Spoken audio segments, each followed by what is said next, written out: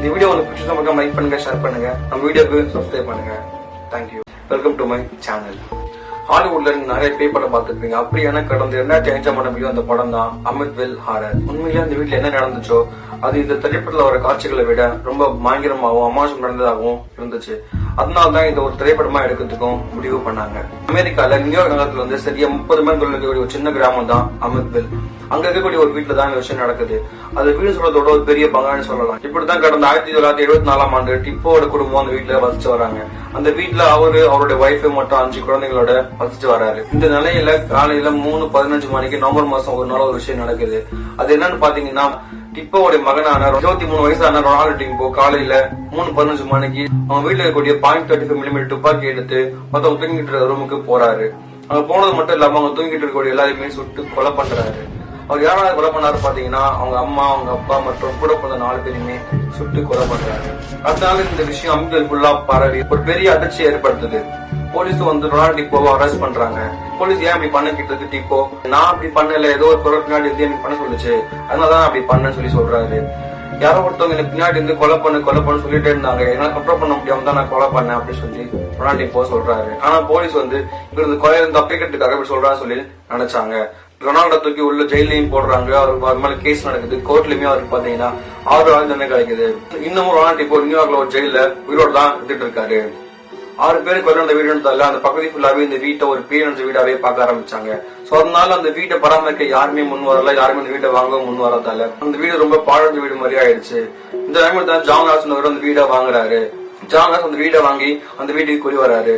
அவங்க வீட்டுல பாத்தீங்கன்னா ஜான் லார்சன் அவங்க மனைவி மற்றும் 2 பசங்க கூட அந்த வீட்டுக்கு கொண்டு வராரு. அவர் பசங்களோட பேர் பாத்தீங்கன்னா டேனியல் மற்றும் கிறிஸ்டோபர். அந்த 4 பேரும் அந்த வீட்டுக்கு ரொம்ப சந்தோஷமா வீட்டுக்கு வராங்க. சோ ஜான் லார்சன் என்ன நினைக்கிறாரு அப்படின்னா, ரொம்பவே கம்மியான அமௌண்ட் ஒரு வீடை வாங்கி செட்டில் ஆயிட்டு சொல்லிட்டு ரொம்ப ஹாப்பியா இருக்காரு. பேய் பிடிச்ச வீடு எல்லாமே நினைச்சதால யாரும் அதை வாங்க முன் வரல. அதனால அந்த வீடு பாத்தீங்கன்னா அவருக்கு ரொம்பவே காசு கம்மியா கிடைச்சிருக்கு. அவ்வளவு பெரிய வீட்டை வெறும் $80,000 அவர் வாங்கியிருக்காரு. இதை நினைச்சு அவர் ரொம்பவே சந்தோஷமா இருந்தாரு. ஆனா அந்த சந்தோஷம் ரொம்ப நாள் நீடிக்கல. அந்த வீட்டுக்கு வந்த கொஞ்ச நாள்லயே ரொம்ப வித்தியாசமான விஷயங்கள் எல்லாம் நடக்க ஆரம்பிச்சிருக்கு. யாரும் அவங்களை ஃபாலோ பண்றது போலவும், யாரும் அவங்களுக்கு பேசுறது போல விஷயங்கள் எல்லாம் நடக்க ஆரம்பிச்சிருக்கு. அவரோட வீட்டு செவர்ல பாத்தீங்கன்னா பிசுபிசுப்பான ஏதோ ஒரு திராவம் வெளிவரதாகவும் அவர் சொல்லியிருந்தாரு.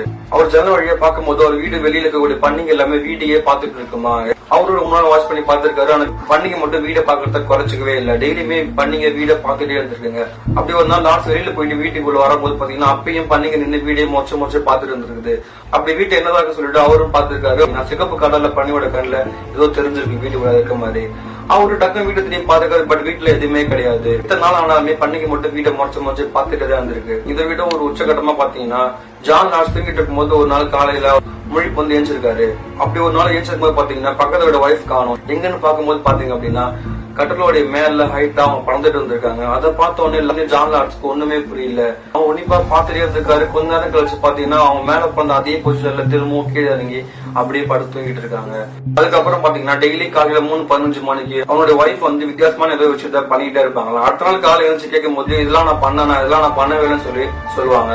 இதுல ஆச்சரியப்பட என்ன இருக்குன்னு பாத்தீங்க அப்படின்னா, டிப்போவுடைய மகன் ரொனால்டோ டிப்போ அவங்க அம்மா, அப்பா மட்டும் கூட 4 பேரும் கொலை பண்ண டைம் பாத்தீங்கன்னா சரியா 3:15 மணிக்கு தான். அதே 3:15 மணிக்கு தான் ஜான் லார்சனோட மனைவியும் அமானுஷமான விஷயம் நிறைய பண்ண ஆரம்பிச்சிருக்காங்க.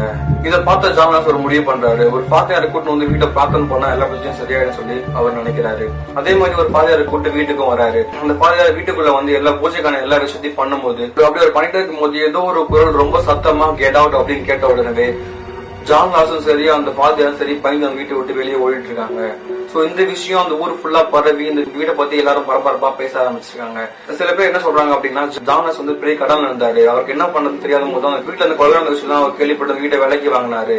விலைக்கு வாங்கி சும்மாவே அவர் பொய்யான கதையை கிளப்பிட்டு இதை பத்தின ஒரு புக்கையும் படத்தையும் எடுத்து கண்டிப்பா யாரும் முன் வருவாங்க. அப்படி வரவங்க கிட்ட நம்ம காப்பீடு மூலியமா பணம் சம்பாதிச்சிடலாம் சொல்லி அவர் நினைச்சதா நிறைய பேர் சொல்ல ஆரம்பிச்சாங்க. இதனால போலீஸும் ஜான் லார்சனையும் ஒய்ஃபையும் கூப்பிட்டு நீங்க சொல்றது பொய்யா உண்மையான கண்டுபிடிக்க டெஸ்ட் எடுத்துக்கணும் சொல்லி சொல்றாங்க. ஜான் லார்சனும் ஒய்ஃபும் நான் எடுத்துக்கிறோம் சொல்லி சொல்றாங்க. சோ அந்த டெஸ்ட்ல என்ன ப்ரூவ் பண்ணப்பட்டுச்சு அப்படின்னா, ஜான் லார்சனும் ஒய்ஃபும் பொய் சொல்லல, அவங்க சொன்ன ஒவ்வொரு விஷயமும் உண்மைதான் அப்படின்னு சொல்லிட்டு ப்ரூவ் பண்ணப்பட்டுச்சு. இந்த மாதிரி டெஸ்ட் எடுத்து அவர் ப்ரூவ் பண்ண அப்புறமா நிறைய பேர் அவர் நம்பவே இல்லை. அந்த ஒரு பாதையாரை மட்டும் நான் கூப்பிட்டு வந்து பிரார்த்தனை பண்ணல. அதுக்கு முன்னாடி நான் நிறைய பேய் ஓட்டணும் கூப்பிட்டு வந்து இந்த விஷயத்த சால்வ் பண்ண ட்ரை பண்ணேன். நான் அப்படி கூப்பிட்டு வந்த ஒரு குரூப்ல ஒரு போட்டோகிராஃபர் வந்திருந்தாரு. வந்து ஒரு போட்டோகிராஃபர் எடுத்த ஒரு போட்டோல ஒரு விஷயம் இருந்துச்சு. அந்த விஷயத்த தம்மால தப்பு சொன்னவங்களுக்கு ப்ரூவ் பண்ணதுக்காக அந்த போட்டோவை அவர் வெளியிட்டாரு. இன்டர்நெட்டே இல்லாத அந்த காலத்துலயுமே அந்த போட்டோ ரொம்ப வைரலா பரவ ஆரம்பிச்சிச்சு. அந்த போட்டோவை செக் பண்ணி பார்த்தாங்க, அது உண்மைதானும் ப்ரூவ் ஆச்சு.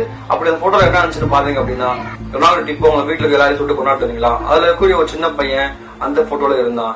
1974 இறந்து போன அந்த பையன் எப்படி 1975 இருக்கக்கூடிய போட்டோல இருந்திருக்க முடியும்? இதுக்கப்புறம் என்னாச்சு பாத்தீங்கன்னா, இந்த வீடு பல பேருக்கு கை மாறிடுச்சு. ஜான் லார்ட்ஸ் அந்த வீடை வாங்க 28 டேஸ்ல வீடை வித்துட்டு வேற இடத்துக்கு போயிட்டாரு. சோ அதுக்கப்புறம் அந்த வீடு 5 பேருக்கு கை மாறிடுச்சு. இந்த வீடு இன்னமும் இருக்குது. கடைசியா அந்த வீடை பாத்தீங்கன்னா கிட்டத்தட்ட $6 லட்சம் அமெரிக்கன் இன்னொருத்தர் வித்திருக்காரு. 1 லட்சம் அமெரிக்கன் தான் ட்ரை பண்ணாரு. பட் அதை வாங்க யாருமே முன்வராதால அவர் வெறும் $6 lakh அமெரிக்கன் வித்துட்டு